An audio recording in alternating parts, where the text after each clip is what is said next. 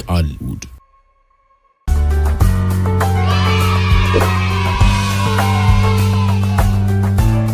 ዋሽንት ተጫዋቹ በአንድ ሀገር ውስጥ በታማኝነትና በቅንነት የሚያገለግል አንድ አገልጋይ ነበረው። ሀብታም ሰው ነበር። ያ ታማኝ አገልጋይ በቤት ውስጥ ጠዋት ከመኝታ ለመነሳት ቀዳሚው ሲሆን ለመተኛት የመጨረሻው እርሱ ነበር። አንዳንድ ጊዜ በቤት ውስጥ እጅግ ከባድና አስቸጋሪ ስራ ሲያጋጥም ከማንም ቀድሞ ይጋፈጣል። ለስራ በጭራሽ ደክሞ አያውቅም። ከሁሉም የሚያስገርመው ደግሞ አንድም ቀን ሲያማርር ተሰምቶ አለመታወቁ ነው። ሁልጊዜ በስራውና በኑሮ ደስተኛ ነው ማለት ይቻላል። የመጀመሪያ ዓመት ሲያልቅ ለዚህ ታማኝ አገልጋይ ጌታው ደሞዝ ሊከፍለው ሲገባው በነበረበት የገንዘብ ፍቅር የተነሳ ሳይከፍለው ቀረ። ባልከፍለው የትም አይሄድምና ገንዘቤ መቆጠብ ይኖርብኛል በሚል ስስት የልፋቱንና የድካሙን ዋጋ ነፈገው። አገልጋዩ ግን አንድም ቀን ተበደልኩ ወይም ስለ ደሞዝ አንስቶ አያውቅም።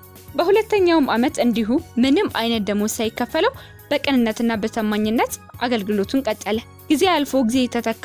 ያ አገልጋይ ምንም አይነት ደሞዝ ሳያገኝ ሶስተኛ ዓመት መጣ።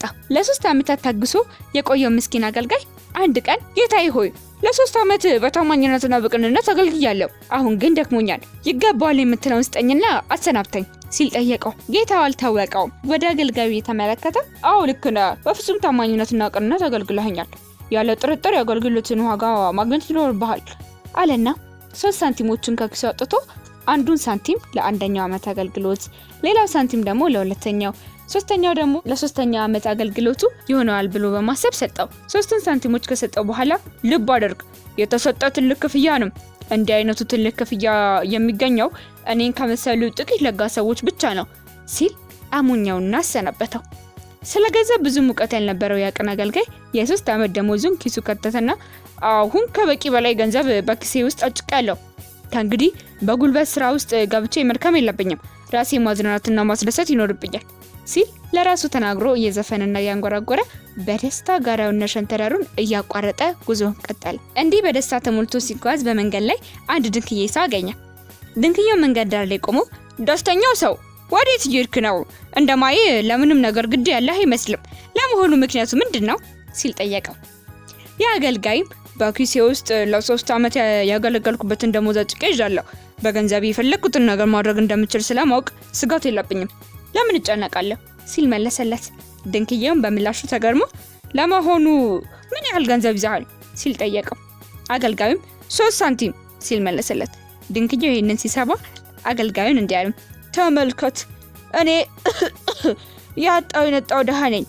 በዚህ አቅሜ የጉልበት ስራ ሰርቼ ገንዘብ ማፍራት አልችልም። አንተ ግን አፍላ ወጣት ነህና ሰርተ ያለስ ምግብህን በቀላሉ ማግኘት ትችላለህ። እባክህ በኪሴ ያሉትን ገንዘቦች ስጠኝ ሲል ለመነው።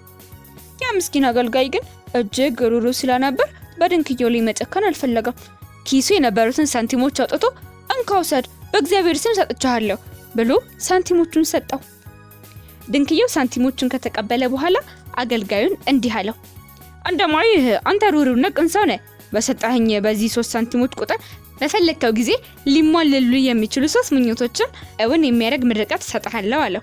በዚህን ጊዜ አገልጋዩ ተገርሞ አንተስ ገራሚ ታምራትን ከሚያደርጉ ሰዎች መሃል አንዱ ነህ ማለት ነው ሲል ጠየቀው። ምላሽ ግን አልጠበቀም። ጥቂት ሲያስብ ቆይቶ 3 ምኞቶችን ተራ በተራ ይዘረዝርለት ጀመር።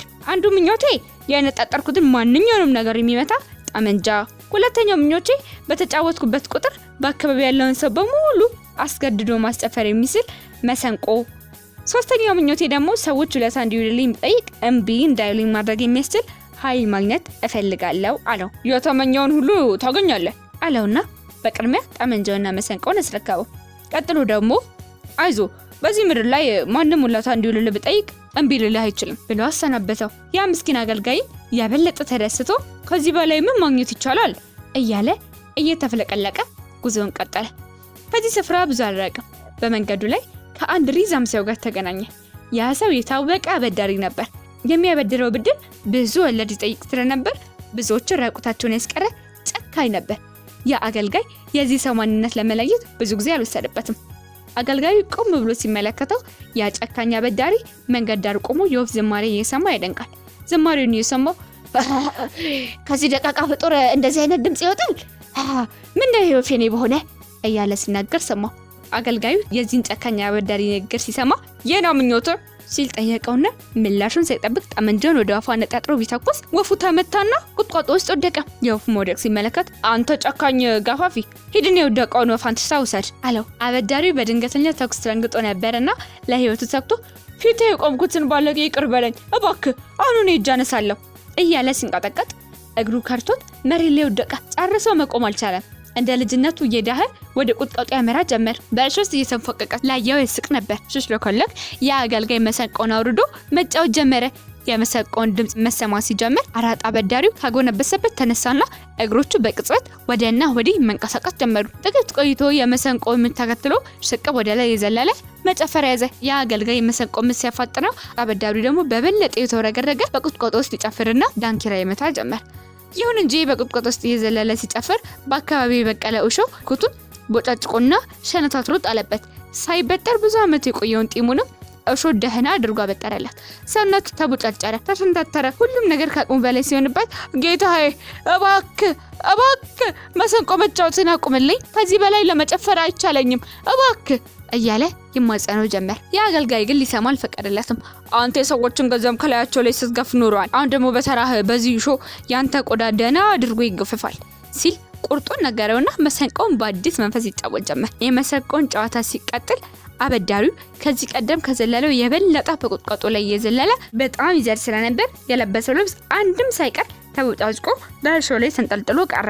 ነገሩ ሁሉ ተስፋ ያስቆረጠው የአበዳሪ እባክህ ይህንን መሰንቆ መጫወትን አቁምልኝ፣ መሰንቆውን ካቆምክልኝ አንድ ቦርሳ ሙሉ ወርቅ ልሰጥህ ፈቃደኛ ነኝ እያለ ይማጸነው ጀመር። አገልጋዩ የልቡን ካደረሰ በኋላ ከአራጣ አበዳሪው ጋር ተስማምቶ አንድ ቦርሳ ሙሉ ወርቅ ተቀብሎ እዚያው ጥሎት ሄደ። ተረቴን መልሱ አፌን በደንብ አብሱ።